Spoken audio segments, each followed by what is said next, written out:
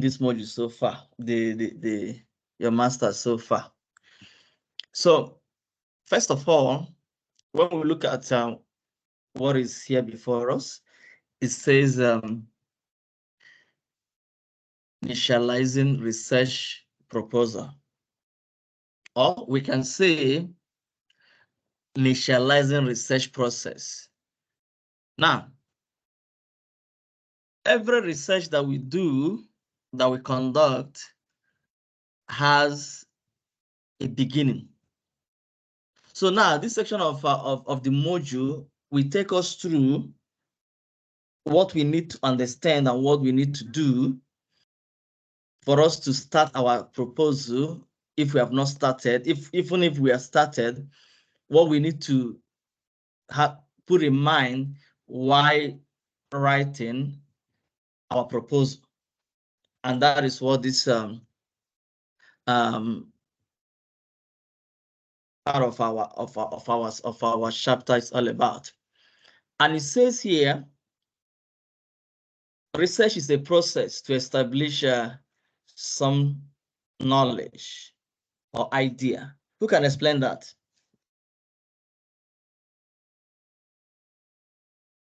I think maybe let me try with an example. Maybe in the current context, suppose the issue of load shedding, then you just wake up and say, but what is it that goes wrong? Then you kind of being curious to the extent whereby you come with a topic to say, I just want to focus on the generation unit to see exactly what really causes the issue of load shedding, so that you can unpack the issues that are there and come up with the new ideas on how you can respond to the issue at hand. That's how I understand the reason why we embark on a research.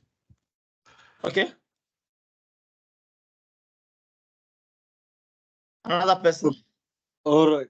I think for me, first and foremost, there has to be sort of like an issue of interest for you as an, and then you sort of like go into, you look at the papers that have been done, what studies have been done on that particular issue, and if possible, you analyze the papers, and then at the end you come up with probably a solution to that problem, or your paper could have any influence in somehow to make a change.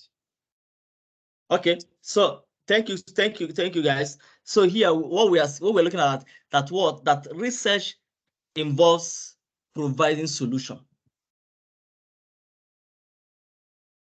Are we clear on that? That for what I can deduce from your two explanations is that that process of establishing some knowledge involves solving a problem. Yes. And now in that problem that we want to solve becomes a guiding principle, becomes a direction towards our destination. Meaning what? That we cannot carry out research process without what? Having a clear objective, what we want to do. There is a load shedding. What do I want to do about this load shedding? There's a problem of lack of now we're talking about election is around the corner. There is a on every election there is a what is called a voters apathy. People are not turning up. That is a problem. You go into research to find out why and how to solve that very problem. Okay, so meaning what? So your end goal becomes your what? The direction that will lead you towards solving that very particular problem that you have envisaged or that you have experienced. But sometimes there might not be a physical problem we can see, like Temuso just said, whereby when you read some documents, academic papers, Now, that informs you what? There is a research gap, there is a problem, there is a knowledge gap that you need to fill. So a research direction, what informs research process in that direction, objective, got to do with a problem or gap, knowledge gap. So now for us to do that, we need to involve processes. We need to involve a process. So under this section of our study, of our module, we're going to look at those processes that we need to follow when we are now initializing proposal, research proposal. And one of them is topic formulation, introduction, background and context, definition of terms, research motivation, problem statement, research objectives, research questions, and then also proper what in the in-text citations, and then list of references. So this is what we're going to cover this moment. So we're going to look at each of them in more details. Okay. Now, but before we go into looking at each of them in more details, let's look at this. That research have a, because we have seen that it has a process that must be followed towards achieving arriving our destination, passing through that direction. Now, but we need to establish different kinds of research people do. People write, people engage themselves. And one of them is what? Everyday writing. And what can we call everyday research writing or research conducting research? Who can explain that to us? Everyday research writing, everyday research process. Maybe I can try it, Prof. Maybe from the media point of view, maybe there is an incident that happened. They'll just write what happened. They don't normally follow a structured approach like an academics, whereby your writing need to be informed by specific processes that are already approved. Sure. Yes. Okay. Thank you. Now, how about when we wake up in the morning, we observe the weather. When we go to the shop to do what we call eye shopping, that's a research process. Then you come back, you document the process. Okay, I found this, I found that, I found that. So now research is what we do every day in our life. Okay. And the process we write it, people in media, like we just put it out right now, people in media, when events happen, they write that story. They tell that very story, they report that very story, that incident. That is what? Writing. Them going out, making an inquiry, that is research. Because research is an inquiry. We one going to the shop, going from one shop to another, that is a research. So research, we do research every day in our life. We do it every day in our life, whether when we what to eat, where to eat, what to wear, what to buy, checking out the weather. Now winter is here with us, gradually heating up. We check in the morning to know what is going on. That is research. However, all those kind of research does not have formalized process. However, although the aim is to do what? To gather data, to gather information. How about academic research process? Research writing follows a structured approach that includes steps such as topic conceptualization, literature review, problem statement, formalization, data collection, analysis, interpretation, and conclusion. This is a typical element of academic research writing process. But we must follow some logical, systematic, laid down processes. We can't write anyhow. That is what is expected to be in that research. Now, you can't write it as you are writing a report, because that's sometimes someone can say, okay, but I've written something. I've written my research proposal. My supervisor is complaining that it doesn't make it's not academic, doesn't have academic tone. So because it's a structured approach, there is what we call academic tone in our research. So it's different from you writing a report in your company. It's different from you writing research report. Are we following, guys? Yes, yeah. So these are the distinction between what? Everyday research process, everyday research writing, and academic research writing process. So now, also, now we're in the field of information system. What is information system research? It says it involves processes to increase academic knowledge in solving individual, social, economic, and many other problems. Many problems as well. So meaning what? That whatever we're going to be doing in our research now must aim at what? Solving a problem, filling up a research gap, contributing to body of knowledge. Whether you are doing it, you are looking at individual as your participant, you're looking at society as a participant, looking at different sectors in your company as your case study, as where you're gonna get your stuff, where you're gonna get your data. At the end of the day, what you want to increase knowledge, want to fill up a vacuum of gap. That is what you're gonna be doing, what the emoji is all about, what your proposal should tell. That is what is gonna. That is the tone is going to carry. To do what? To increase academic knowledge, to solve academic problems, social problem, and so many other things. So in the realm of academic research writing, the ability to communicate ideas and findings are paramount for what? Scholars and a researcher. So effective idea communication.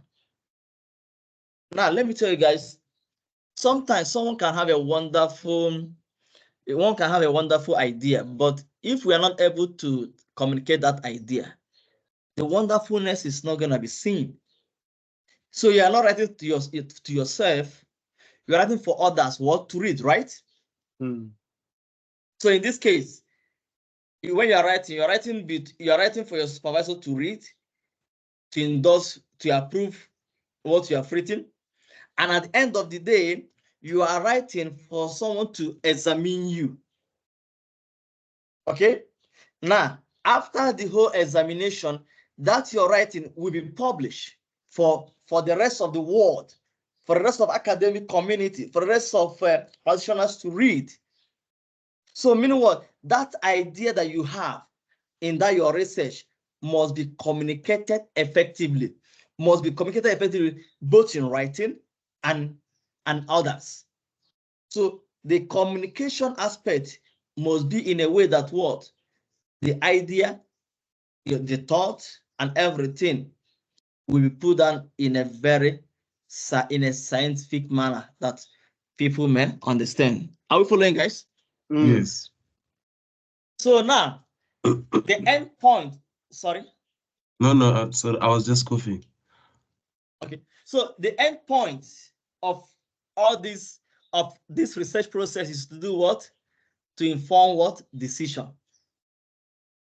For the decision making. Let's assume your topic you want to do, or you have initiated, is within your company. What do you want to do with that? At the end of the day,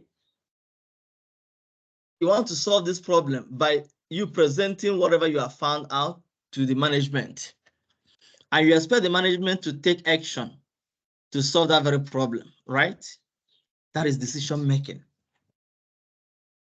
So our research process must arrive to the point that what we are going to inform good decision to do what? To address that knowledge gap. Okay. So now, remember we talked about that our research has the processes, right? And one of them is what? Topic formulation. Topic formulation. But however, the academic research process involves a series of steps that the researchers follow to do or to produce scholarly academic work, academic knowledge. It didn't say practitioner's knowledge, academic knowledge. However, the knowledge you produce for academia can also be used by academia, but also in people in the industry. So you're not just writing for passing. You're not just writing, you're just doing research for passing sake, to get your mark, to get your degree, and so on and so forth.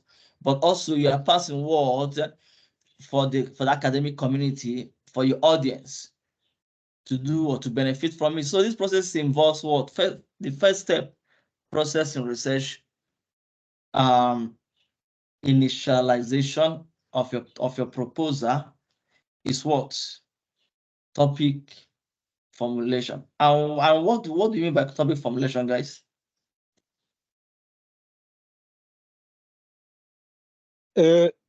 Topic formulation, I think it will come from you identifying the issue at hand. So now you formulate your topic based on what is it that you want to investigate and what is it that you want to solve at the end of the day. Thank you. Thank you so much. Meaning what? That before you write, there must be a topic which coordinates that your idea. So developing a research tied to a topic that defines the focus of the study. So the topic formulation is built around the focus of the study you want to do. Like you just put it, that what? That guides.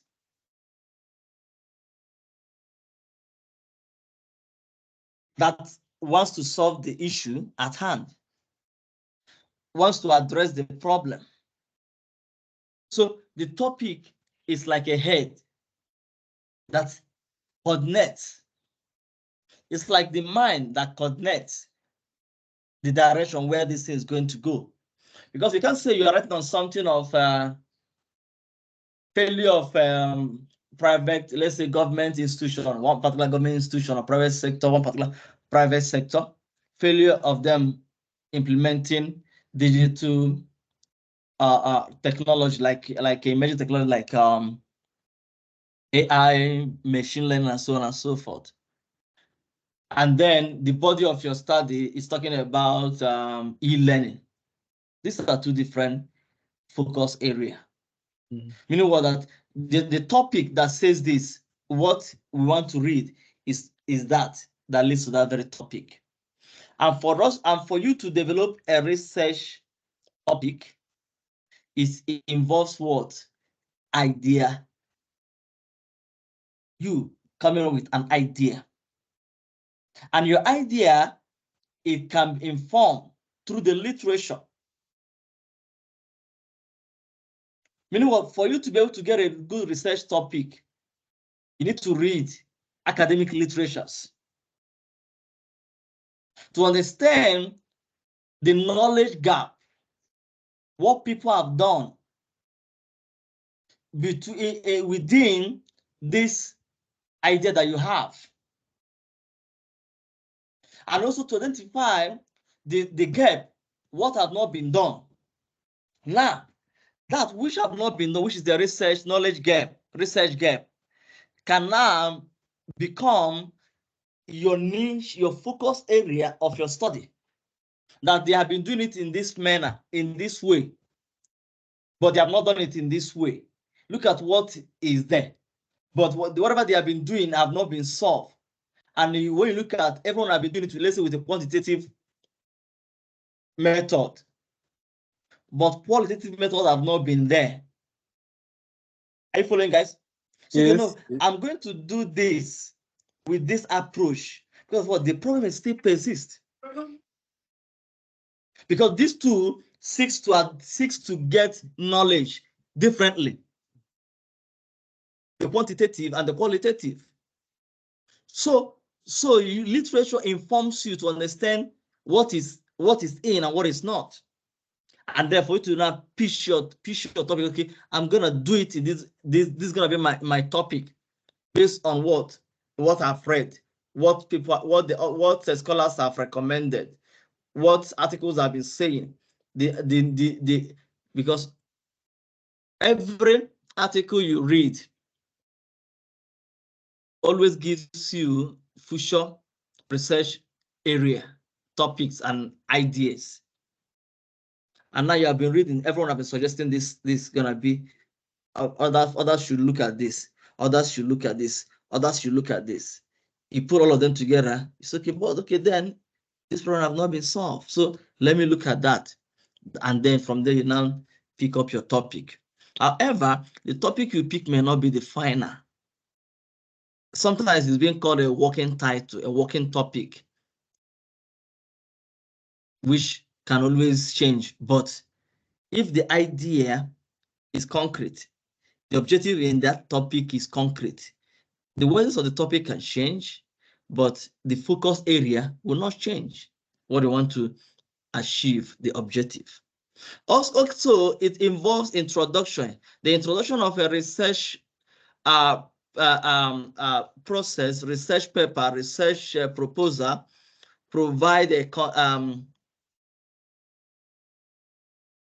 point overview of the study, including the purpose, the background, the objective, the topic, and the problem. So now, your topic, your introduction must be able to be concised in a way that it gives someone understanding what are you talking about, the purpose of this study, the background of this study, and where you want to do it, and what on what literatures have been saying, and what is the objective, and the problem that is already in the academic domain. Let's listen. Avoid the use of personal. Let's say you're doing a study within your firm, which you have an idea of that. Is part of your work We don't expect you to write that we have this problem. This is the problem we're experiencing in our company, in our organization. No. You should be written in that academic tone, academic foundation. That your idea must be backed by what? Academic citations. Because the problem you are seeing, I can't see it, we can't see it. But literature should tell us that this is a problem, not you telling us this is just a problem by not putting any citation. Okay, what about the background? Any question? So far, no question on my side. I'm also good. Thank you. Now, also, you need to also provide background and the context of the study. So in academic writing, background and the context in academic writing establish the historical and the theoretical framework for the research, giving a reader a deeper understanding of the topic. Look at the context of your introduction. Look at what your research background entails. So it's able to provide a deeper understanding of where are you coming. Let's say for the past, what literatures have said for the past 10 years, for the past 20 years on this particular research focus area. For example, you are coming up, you're doing something within the field of AI, right? And now you're doing it within, let's say, in the retail industry, right? Now, You have to tell us, what has AI done in this industry? Bringing in historic data, what the role it has played, the challenge they have faced, and whatever, and then bringing it into the present, and also maybe into the future. What they have done in this particular industry that you are you are researching on, which is retail industry, for example. So that is what gives someone a deeper understanding about that this topic is not what started now. The discipline where I'm doing it, this AI aspect of it, it has been there before now. People have been talking about it. However, but something is still missing. Bringing a kind of a theoretical framework that guides your study. What kind of theory that have been talked about on this, but the problems persist, but there is no solution. You bring those kind of context, okay? Definition of terms. Prof, before you move into the last one, okay. I kind of a challenge in terms of understanding theoretical framework. I remember during my honors, there was a request to say you must include it, but to be honest, I was just writing. I didn't even understand what I was writing there. So can you maybe at least like on a maybe simple term, what is it that theoretical framework assists the researcher in terms of understanding the problem in a large context? Especially the last point there I see is giving readers a deeper understanding of the topic. So yeah, theoretical framework, like what is it, its purpose? Yeah, thank you. Okay. In a research, theories are kind of a driving engine towards achieving your research. Now, I'm gonna say this, but within the course of the module, we're going to look at the aspect of theoretical framework and also conceptual from the differences between them. And I'm gonna share some documents that deals with that, which I have published an article trying to bring distinction between the two and everything. So I'm gonna share that, and then you can also read more online. But in a simple term is this: theoretical framework is based on existing theory, like your term, right? Technology acceptance model, which enable researchers, practitioners to understand what can be considered in building and accepting technology, the components.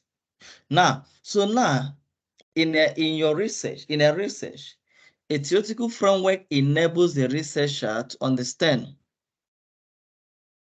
more or less the applicability of this study in a real context.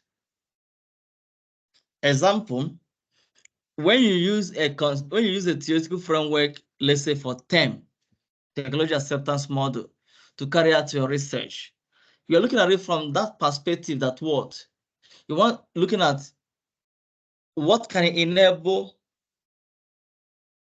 people to accept technology. So now this becomes a guiding principle component to tell, okay, that for people to accept technology, look at what they are going to be looking at. Look at what informs them to accept in the organization, individuals, and so on and so forth, in society, and so on and so forth. So now it enables you to ground your research in a real life setting, or to be much more practical in solving that very problem that you want to address, that very issue, that research gap you want to fill. I don't know if you Yes, get my point. yes, So it's not. especially I know. Yeah, I know. Sometimes we students just put it there just to tick that I have it there, but that's not supposed to be. It's supposed to inform even the kind of data that you collect. So because you're now when you say accept, when you're looking at challenges of accepting technology, of course there must be some element of component that affect that deal with that. Now your objective and your question must be able to build around those components, those things you want to identify that informs uh, that acceptance. It's already existing. This knowledge is already there. The model, the framework on how what companies, what individuals must consider in accepting technology is already there. You are just taking it and then applying into your study so that it can have that kind of a practical application in your real life. okay. So Yes. for a computer acceptance, maybe for instance, these days we do online shopping. So if I want to research my topic around online shopping, I can use computer acceptance as part of my framework. Computer For or example, technology acceptance. yeah, technological acceptance, yes. Yes, yeah. You want to look at depend. Okay, now in that research idea, now you're looking at the people, the challenges, the this, the that, why they're accepting, why they're using it, and everything. Okay. If you're looking at that aspect, whereby you're looking at what informs people accepting online shopping, online everything, buying. Of course, you can look at that kind of framework within that line. It's not only term that is there. There are other versions of technology acceptance model that is out there. Okay. One can always consider. Okay.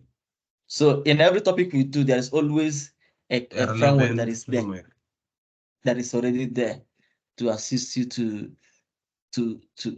build that to address that topic. Yeah. Okay. So thank you. Terms, definition of terms are just those technologies that that are within your research. You're able to explain them for the reader to understand those bigger terminologies that is not common. You're able to list them and then define them and so on and so forth. Okay. So that means this part of definition of terms is after you are done with the research. No, it's part of your proposal. Remember, it's part of your proposal. Okay. Those terms are already there in your proposal. Yeah. Okay. Yeah. Okay, the research process is continue. We're looking at motivation, which explains the reason behind you conducting this study. Why are you conducting it? Not because you like, because you love that very topic. You're doing that very topic. Why are you doing it? Remember what I said, that your writing should be academic, should have academic tone. And what makes it more, what builds your academic tone is your ability to infuse your writing with citations and then continue there. You don't write based on your personal feelings and understanding and so on and so forth. Because if whatever the way you understand it, there have been people also who have written it in that your understanding. Use them to back up your ideas and then improve on that. So why are you doing this study? The reason, the rationale behind you conducting this study, that is the motivation. Highlighting those significance and relevance of the topic, very important. And one of the ways to deal with this motivation, research motivation, is to look at what has been done and what has not been done, and then say, based on this, you want to look at that. The gap. Your study wants to identify this because of what? Researchers have not covered this area. So and so did a study, and it stopped there. You use that method, it stops there. It was done in this place, it was done in that place, but not in South Africa, not on the continent, and so on and so forth. And then when you have done this, it's going to look at what is going to contribute to the body of knowledge. Problem statement, what is it? The problem statement identifies the specific issue or the gap in the knowledge that the research aims to address. Framing the research within a clear context, very important. Objective of the study, perfect. What is the problem of that very study? Which is now zooming down to that specific issue that literatures have not been addressed. Researchers have recommended through after study, this okay, researchers should look at this. For future studies, researchers should look at this. Now, what I tell people, for them to be able to build a very solid problem statement is to build it in a funnel shape. Funnel, we all know what is funnel, a funnel, right? Now, when we build our research in a funnel shape, what is going to help our problem statement in a funnel shape is this. It's going to enable us to look at broadly. Remember, funnel has that shape whereby a V shape, right? Now, in that V shape, the upper layer of your research is looking at the holistic aspect of this topic broadly across the globe. What other people have done on this research, the idea that have been built, the findings that have been done across the globe. You bring it down from the globe, you bring it down to Africa. What has been done? What are people saying about this? The negative part, the positive part on this from the globe to Africa. Are we following, guys? Yes. Okay. Yes. Now, within SADC, what is going on? What has been done? The negative, the positive part on this topic I'm doing. That argument, you bring it that very way. You come to South Africa. What has been done? Then finally, by you building your idea from that, from the unit, from the globe down to South Africa, by then you can say, okay, based on this, there is a little or limited studies on this research area. Then your study aims to do what? To do this. Okay? Because you have read wide, you have looked at it from in a wider perspective, but things are still missing out. There's still that very gap. There's still that very issue, both in Europe, both in Asia, in different continents of the world. That issue is still popping out in literatures. That very gap is still there. Then that brings it up so that it's still there. People are still talking about it. And now that informs you that based on all these things, there is still what? That problem is there. So a problem statement may not be a problem that anyone can see, but in literature, that issue is there. That problem, that knowledge gap is there in literature. Now, when we're talking about load shedding is obvious to everyone. But light is switching off on and on and off. That's a problem. But in this case now, there is nothing that you can't. When you look outside, you can't see. When you're looking, you can't see it. But you are seeing it in literature that knowledge gap is there. That informs your what? The base upon which you are saying, okay, that this is where the study is standing, and that is the core objective aim of your study. Are we following, guys? Yes, Yes, Prof. we are. Prof. I just wanted to assess if I understand what you're saying. So in as much as you are concentrating on a certain, let's say I'm only concentrating in South Africa in Northwest, I still have to look at it from a perspective of a global eye. Is that what you're saying? Yes. Okay. Yes. Reason being that, remember, if it has not been done in South Africa, maybe the idea you want to write on is already there. have been done in UK, which you can always get that idea to solve the problem in the Northwest. Oh, right? Yeah. Okay.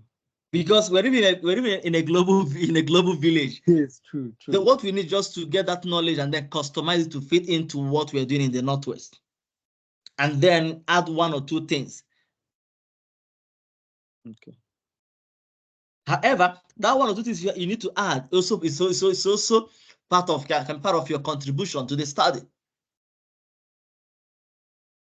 Okay, fine. Yes. So no matter where you're doing, whether you're doing it in the villages, in the township, your study is based on the township aspect of the community.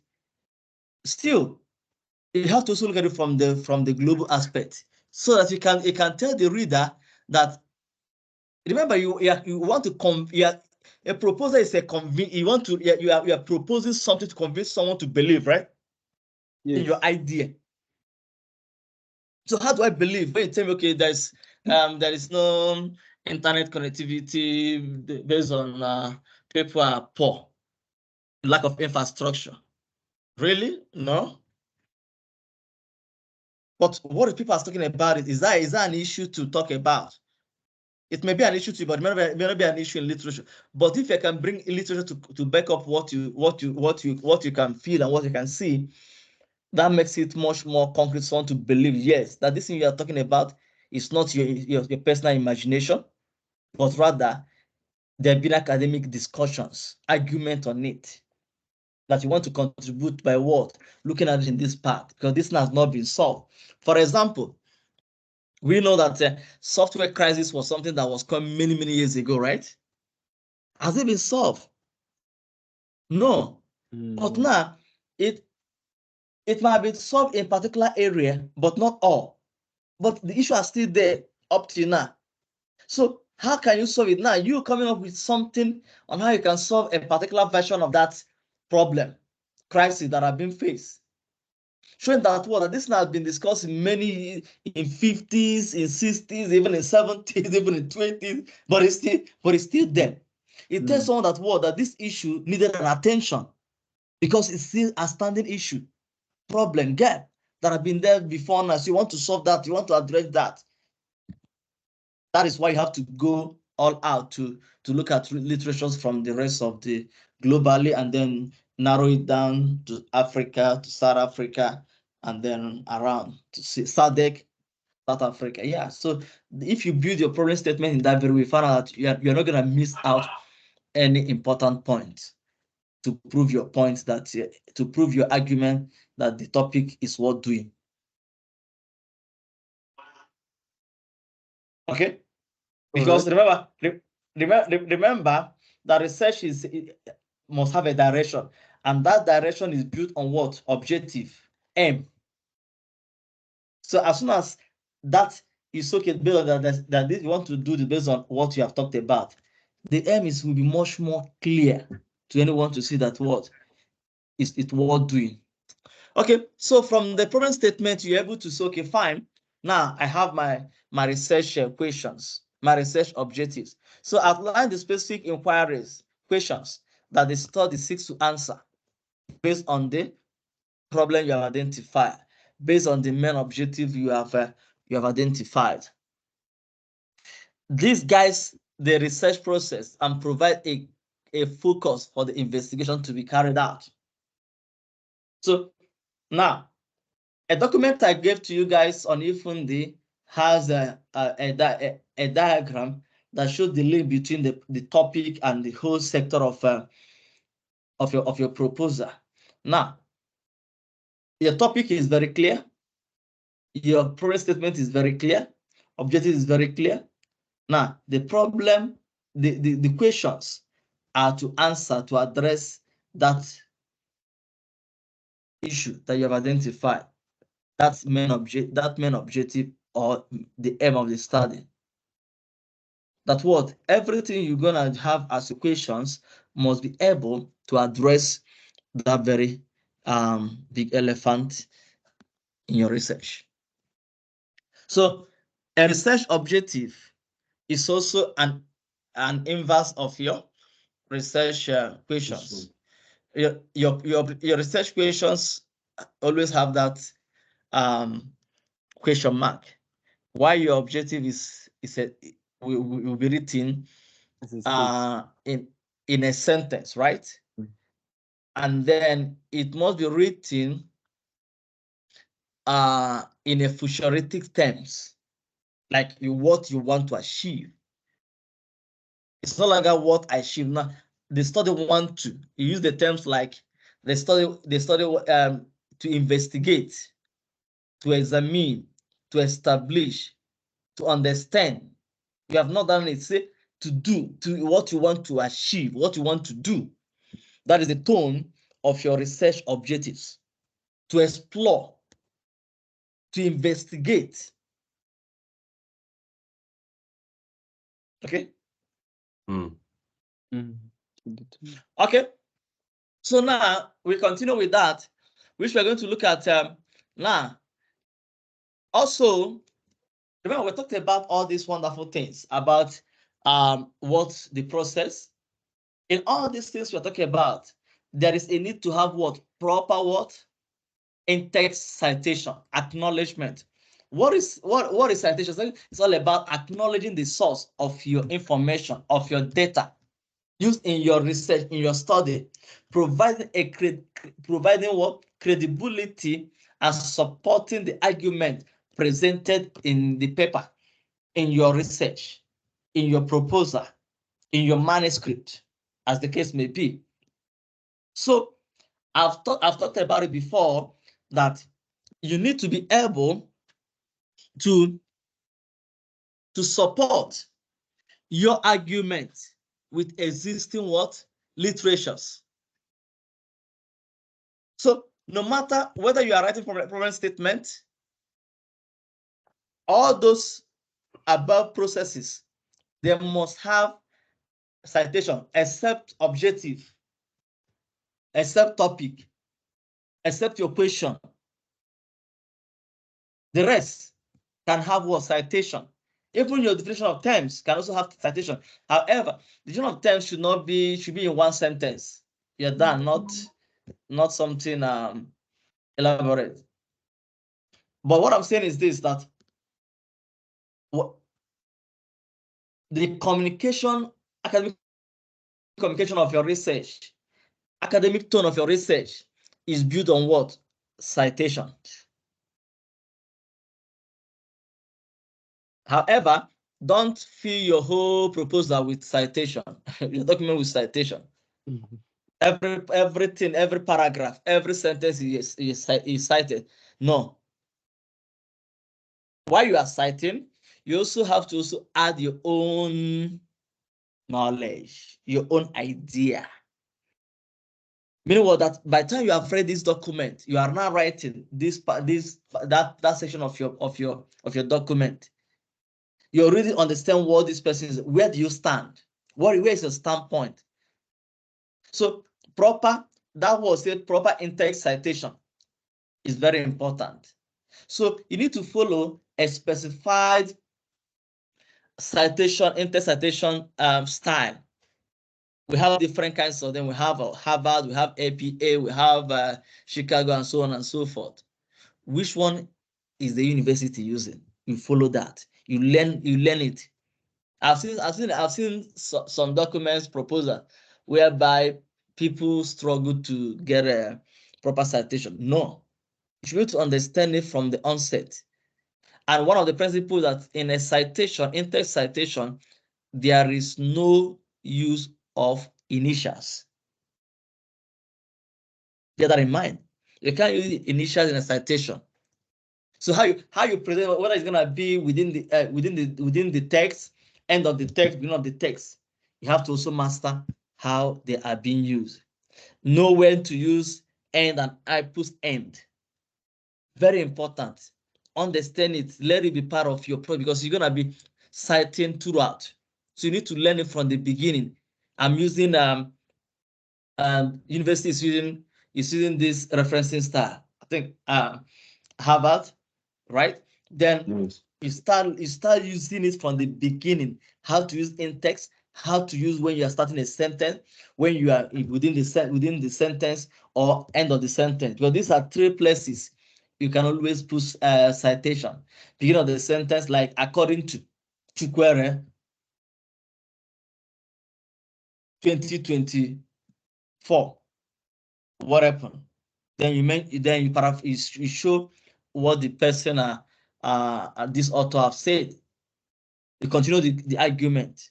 You bring your own view. You bring recitation. You bring your own view. You always interchange and everything. Okay. So that is very, very important. Are we following, guys? Yes. Following. Okay. So and then after you have cited everything you have cited, you need to also have a list of all the references that you have used. Remember, what we use is referencing and not bibliography. These are two different terms. These are two different things. In a referencing method list, where you expect to list every citations you have made in the document. All the authors you have cited in the document, you need to list them. But in a bibliography, it simply means that whether you use them, whether you don't use them, you need to acknowledge them, you need to list them. Rather, maybe you read that document, but you never cited anything from it, you never pick up anything from that document. You need to list them. But what we use is what? Referencing list. So these are the end of your research proposal that provide a comprehensive list of all the sources cited in the paper in your proposal, allowing the reader to locate and verify the information used in the study. Case closed. What I see that is best to provide referencing list is as soon as you cited a document, please go and get the citation immediately. I know you can use manual method of getting it from Google's Scholar, or you can use a scientific electronic method of using your EndNote. So you decide. If you master EndNote, use it perfectly. Make sure that as soon as you have started, you're able to make it to appear on your reference list. So that, because I've seen a situation whereby one have written a wonderful document, but the references are not there on the list. To avoid that, always reference as soon as you cited that very paper, that very document. Okay, very important. And that is it. Now, the challenges in research process in carrying out a research proposal. So this can be termed as challenges in research proposal or research writing process or research proposal writing. One of the common challenge faced by beginners and emerging researchers in academic writing include understanding the rule of engagement in research and writing as academia. These are two different things. Remember what I said before. You can write as a professional, writing your research, writing your report, but now you need to write as an academia. Use academic terms. Like I said, you don't need to use I, we, personal terms. I said this. The researcher said he said this. Maybe now you are citing my work. You know me. Say he says that. No, you cannot say he says that. You always use what the researcher says this. Whether you know the person, whether you are the one you are citing your own work. You use what the researcher, the author, the authors, and so on and so forth. Follow the process that have been laid out. These are research. Remember, from the beginning, we said that research writing it has a systematic process, right? Please, that process is the rule of engagement. You need to follow it. You don't need to deviate from it for you to have a quality research. Also, adhere to the proper steps, which is the systematic step. Processes in academic research writing can enhance the clarity, organization, and communication of information in your manuscript, in your proposal, in your thesis, in your dissertation, ultimately improving what the quality of the research output, accurate. Don't be too clever than the process. Follow it. And now you'll be given a template. Follow that template. Instead of deviating from that very template that will be given to you, you add to that template. You get what I'm saying? Yes. Instead of doing your own template, because maybe you don't like the arrangement. No, leave it the way it is. You can add sections to that template, but not to ignore the process that is being provided, because that when you follow it, it provides the clarity. Remember, your document will be marked, will be examined, and depending on how we examine your document, whether we assess your document, we evaluate the document, have a template what it should evaluate you on, and that template is going to have, that rubric is going to have, that marking sheet, that evaluation report is going to have, is based on what is already laid out, whether you followed it or not. Very important. So follow the steps that were provided. The scientific step, the template that is there, follow it to the letter. Understand the key component and the structure of writing. I've said that before, such as developing ideas, conducting literature review, and then discussing the findings. Very important. Many times, scholars, students, beginners, emerging researchers don't really understand the key component and the structure that should be followed. And for you to not to miss out, always ask questions and everything, so it can be guided, it can be put on the shape, not to go off the track. Essential adherence produces what? High quality research proposal. When you are able to follow the laid down steps, processes, that means your proposal, your research will be top notch. Yes. In conclusion,